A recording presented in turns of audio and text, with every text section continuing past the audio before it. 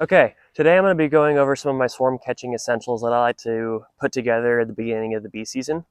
We're just starting to warm up, so I figured it would be a good time to throw together some of the stuff I like to have on hand, ready to go in case we were to get a phone call saying somebody had bees in their yard. At the end of the video, I'm going to show you a homemade swarm catching tool that has helped me increase my swarm numbers drastically as well. First priority is personal protective equipment. I got my bee jacket here and a smoker to be able to kind of calm some bees down. Typically, in a swarm scenario, bees are not super aggressive, so that is nice, but it's important to have PPE. Along with the smoker, obviously your lighter, your fuel, everything you're gonna need to be able to run this for a few hours. Next up, we're gonna need something to keep the bees in. So I have here the Jester Easy Nuke boxes. You can get these for about 20 bucks online.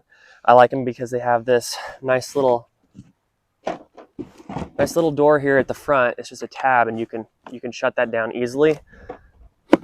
And then along with that, the frames, 5 frames in the nuke box, and then duct tape to be able to seal it off. You can see where I've done it over the 2 sides, and then usually that's plenty secure. I've lost track of the amount of nuke boxes of bees I've had in my Subaru.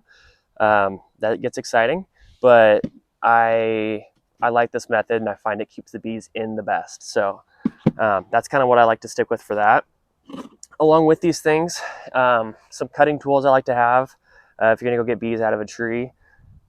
Some loppers here, or hand shears. These are kind of nice to be able to reach. The hand shears are really awesome too. So having a cutting tool to be able to get some of the smaller branches out of the way, or even cut the branch that the bees are on to be able to shake them in the box is super awesome.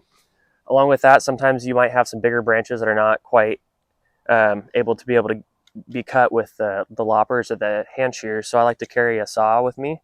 The saw is meant for like some orcharding work, orchard pruning. It's very, very sharp. It works fantastic, but make sure you get permission to be able to cut any branches before you go ahead and do so from the property owner. Some smaller stuff I like to have with me is a hive tool. I carry one of these wherever I go.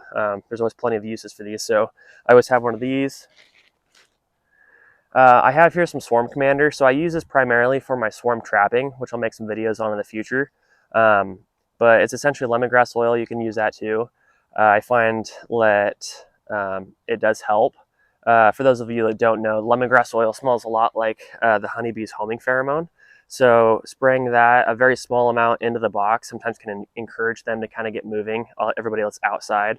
And once you have your queen in there and the bees start fanning, hopefully you're a-okay at that point. But this is just something I like to have around. And then a couple other smaller things. So I have here a little queen cage. If you happen to find the queen and are able to get her in this cage, it's extra peace of mind to be able to tuck her between 2 frames and then have your bees just go get her at that point. But to be able to make sure the queen is safe, it's always kind of a warm and fuzzy feeling. So these are super cheap. You can get these on Amazon for a ridiculous amount. I mean, they're very, very cheap. A couple bucks maybe for a few of them. And then another thing I like to have is some rubber bands around.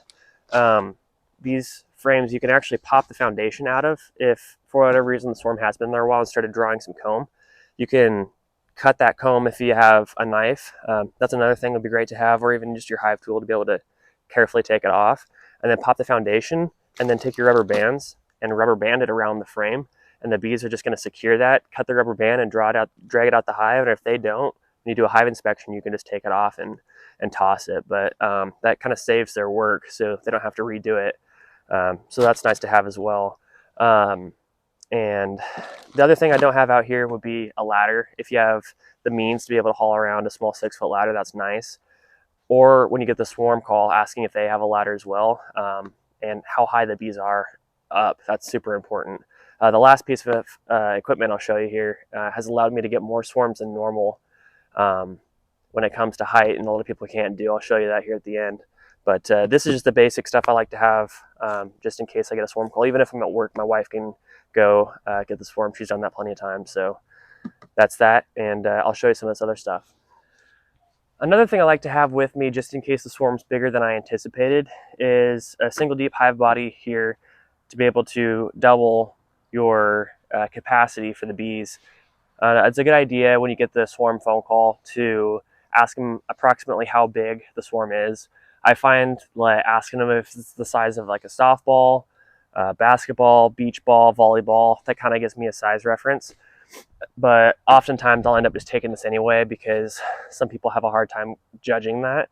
And depending on where it is, if I'm going a long ways out, it's just nice just in case it is bigger than I anticipate. So with this, once you get your bees inside, you can take your duct tape and then just go around the seam between your bottom board and your hive body here, just to seal it up. And then right before I'm getting ready to throw them in the car to leave, I'll go ahead and tape up the entrance, but they still have the ventilation of that screen bottom board. So it's important because bees can overheat when they get, especially that many bees in a small area.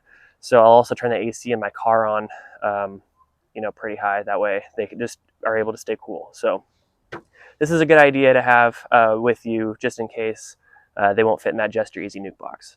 Okay, the last piece of equipment I want to show you is hands down my favorite for catching swarms. This has allowed me to catch more swarms since I got it than I could before.